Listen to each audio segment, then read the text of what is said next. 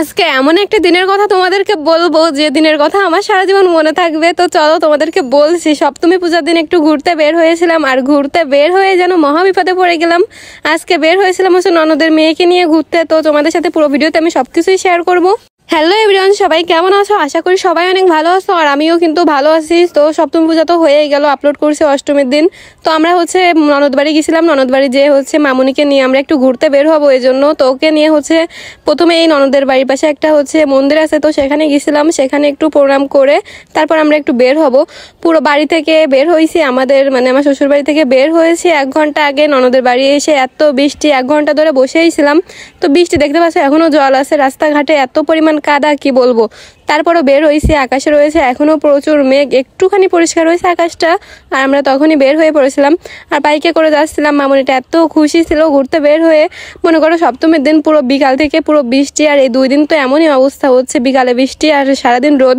আমরা হচ্ছে শালবার হাটের দিকে যাবো, তো পথে আরেকটা মন্দির বেঁধে গেছিল ছোটখাটো। এখানে একটা পাড়ার ভিতর হচ্ছে পূজা হচ্ছিল, তো এখানে একটা দেবরও ছিল, সে হচ্ছে মামুনির জন্য কিছু চিপস কিনে দিছিল। তারপর এখান থেকে আমরা চলে যাব, এখানে শালবার হাটে চলে আসলাম। সারা জায়গায় জল কাদা কি বলবো। এখান থেকে নামার সময় এত স্লিপ, মানে পড়ে যাওয়ার মতো অবস্থা। আমি আরো হাই হিল পড়ে গেছিলাম, আমার আরো খুবই কষ্ট হয়েছে এখান থেকে নামতে গেলে।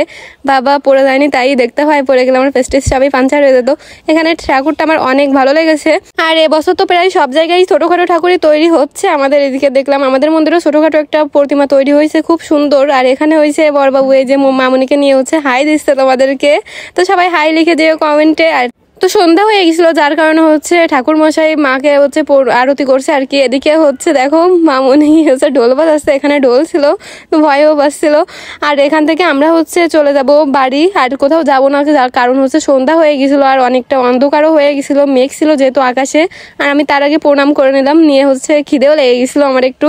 তারপর দেখলাম কোনো দোকানপাটি নেই রাস্তায়, শুধু একটা মুড়ি মাখার দোকান ছিল। আমরা সেখানে চলে গেলাম মুড়ি মাখার দোকানে। আগে এটা দেখে আমাদের পরিচিত দোকান, আমাকে হচ্ছে চেনে। তো এখান থেকে হচ্ছে মুড়ি মাখা নিয়ে নিলাম 20 টাকার। এত সুন্দর টেস্ট হয়েছিল, আমার কাছে মোটামুটি ভালোই লেগেছিল, একদম খারাপ না, ভালোই লেগেছিল। তো ঝাল কম হয়ে গেছিল, আমি তো আরো বেশি ঝাল খাই। তো তারপর নিয়ে নিলাম, নিয়ে মামুনিকে ছোলা খাওয়াচ্ছিলাম, আমরা মুড়ি খাচ্ছিলাম। তো খাওয়া দাওয়া শেষ করে হচ্ছে বাড়ির দিকে চলে যাব।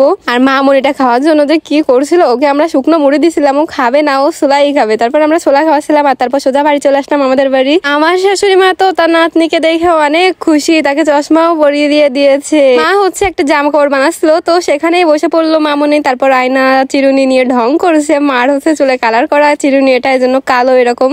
এবার হচ্ছে মামুনিকে নিয়ে বাড়ি চলে যাব, অনেকটা দেরি হয়ে গেছে, মার জন্য কান্না করবে একটু পরে। যাই হোক আমাদের মহিরনের মন্দিরে ঘুরে তারপর বাড়ি দিয়ে আসবো। আর আমার শাড়ির অবস্থা একদম খারাপ হয়ে গেছে, এত কাদা লেগে গেছিল কি বলবো। যাই হোক ভিডিওটা আমি এখানে শেষ করে দিচ্ছি, সবাইকে টাটা।